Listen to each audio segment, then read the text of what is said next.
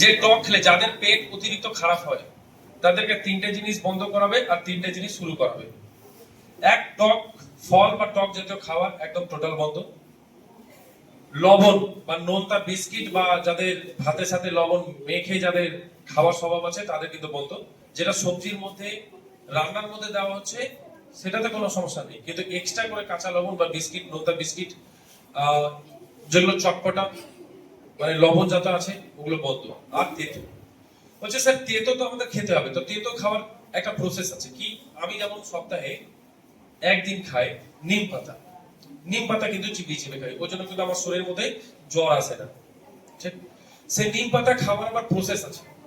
অনেকে কি করে যে এখন গাছের মধ্যে ছোট ছোট ওই এখন কচি নিম পাতা হয় না, অনেকজন কিন্তু সবজির সাথে ই করে যেটা খায়, কিন্তু ওটা কিন্তু খাবার কিন্তু প্রসেস না, ওটা ঠিক না খাওয়াটা।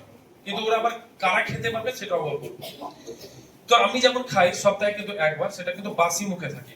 ব্রাশ করার আগে 8টা থেকে 10টা নিম পাতা আমি নিই, মুখের মধ্যে নিয়ে একদম 5 মিনিট মতো চিবাতে থাকি। ওর লালার সাথে ধীরে ধীরে কিন্তু মিক্স হবে।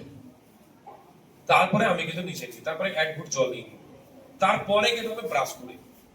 কিন্তু সপ্তাহে একদিন। আমি যদি বেশি নিব কিডনি আবার ড্যামেজ হয়ে যাবে। অতিরিক্ত তেতো আমি শরীরের মধ্যে নিব না, কিডনির আবার প্রবলেম সৃষ্টি হয়ে যাবে। বুঝা যাচ্ছে কথাটা? সবাই বলেছে এটাতে বেনিফিট আছে, এটাতে বেনিফিট আছে, এটাতে বেনিফিট আছে, এটাতে খেলে এটা বেনিফিট আছে, কিন্তু কেউ বলছে না কতটা পরিমাণ খাবো, কখন খাবো, আর কতদিন খাবো। বুঝা যাচ্ছে কথাটা?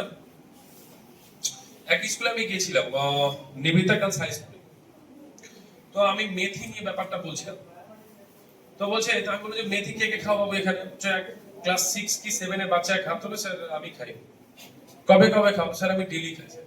তো কে শিখিয়েছে? বলছে বাবা স্যার খায়। তো স্যার বাবা আমাকে খাওয়াই। বলছে তোমার কিন্তু অসুবিধা আছে কোনো কিছু? বলছে না স্যার আমার কোনো অসুবিধা নেই। তাই বলছে সুস্থ যারা ব্যক্তি আছে তাদের জন্য 15 দিনে একদিন ডেলি যদি কন্টিনিউ 3-4 মাস চলে গেল ওর কিডনি ড্যামেজ হয়ে যাবে। ক্লিয়ার হয়েছে ব্যাপারটা? ক্লিয়ার হয়েছে? তো এই জায়গায় আমাদের জানা, আমরা বেনিফিটটা জানছি, কিন্তু আমরা এটা জানছি না যে আমরা কতদিন নেব, কখন নেব, আর কতদিন নেব। বোঝা কথা না?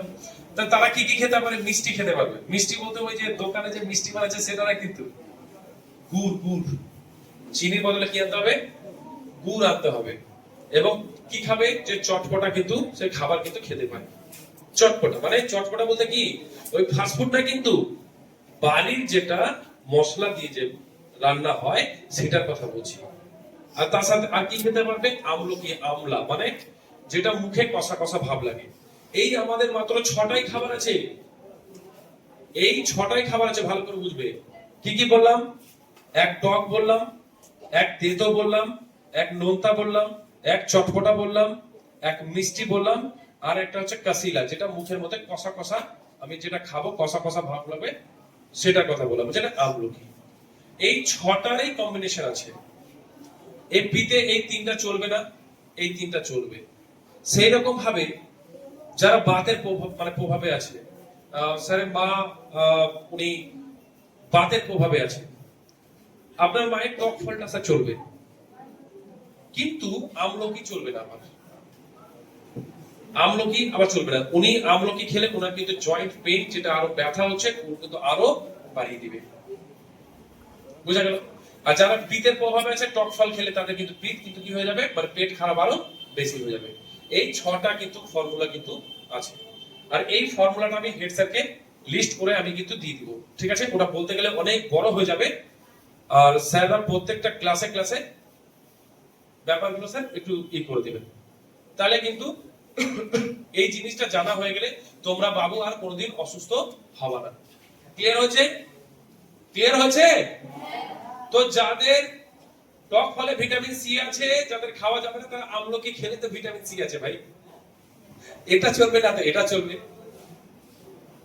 ক্লিয়ার আছে? বুঝতে পারলা না? কে বুঝানি বলো ছোট্ট করে, আমি আর 10 সেকেন্ডের মধ্যে এটাকে ক্লিয়ার করবো। কে বুঝানি এরকম কেউ আছে? ধরে নাও তোমাদের আমাদের যেমন ওই যে অনেকজন ভাতের মধ্যে লেবু দিয়েও খায়, তাই না?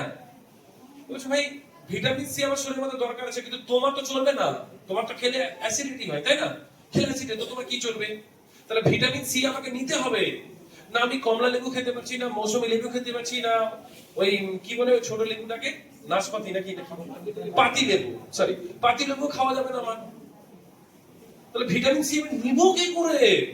আরে বাবু তুমি আমলকি খেয়ে নাও না, ভিটামিন সি চলে আসবে। শুধু ভিটামিন সি আসবে তার সাথে না, ওর সাথে আরো প্রচুর নিউট্রিশন চলে আসবে আমলকির সাথে। ক্লিয়ার আছে? হয়েছে? চলো নেক্সট।